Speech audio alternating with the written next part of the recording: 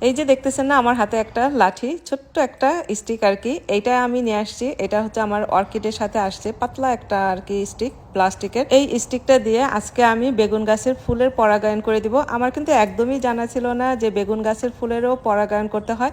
আমি শুধু জানতাম যে লাউ গাছের ফুলের পরাগায়ন করতে হয়, কিন্তু বেগুন গাছের ফুলের পরাগায়নটা একটু অন্যরকম।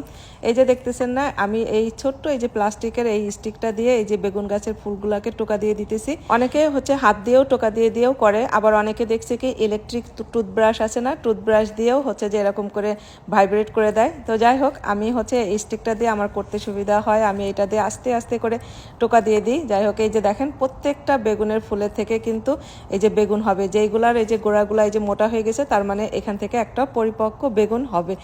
আমি কত কিছু যে রিসার্চ করি, এই যে দেখেন হাত দিয়ে টোকা দিয়েও করে দেওয়া যায়। যাই হোক, এইভাবে যদি আপনারা বেগুনের ফুলের পরাগায়ন করেন তাহলে একটা ফুলও মিস যাবে না, প্রত্যেকটা ফুলের থেকে অনেক অনেক বেগুনের ফলন হবে। কেমন লাগলো অবশ্যই কমেন্ট করে জানাবেন। আজকে এ পর্যন্তই, আল্লাহ হাফেজ।